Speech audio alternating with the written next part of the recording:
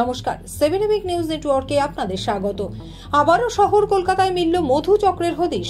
Police সূত্রে জানা গেছে, রাজারহাট থানার অন্তর্গত বসিনা মানিকতলা এলাকায় একটি বিলাসবহুল বাড়িতে রমরমিয়ে চলছিল মধু চক্রের ব্যবসা। প্রাসাদপ্রম 3 তলা ওই বাড়িটি ভাড়া নিয়ে চলত মধু চক্রের আসর। জানা গেছে, বাড়িটির নিচের তলার ঘরে বিশেষ আলোর ব্যবস্থা রয়েছে, দ্বিতীয় তলে ছিল থাকবার জায়গা, আর তৃতীয় তলের ঘর থেকে বিশেষ অ্যাপের মাধ্যমে বিভিন্ন মানুষকে অশালীন অবস্থায় ভিডিও কল করে তার স্ক্রিনশট তুলে পাঠিয়ে ব্ল্যাকমেইল করা হতো এবং টাকা আদায় করা হতো। সেই সূত্র ধরেই এই প্রতারণা চক্রের হদিশ পায় পুলিশ।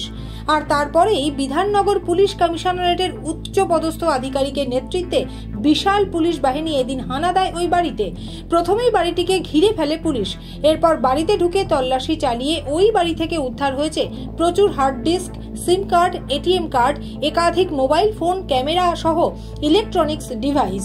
ঘটনায় হতবাক স্থানীয় বাসিন্দারা।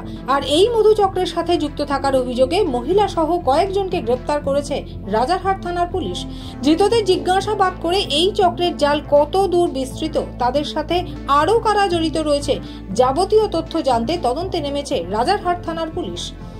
7 EPIC news network, Kolkata bureau.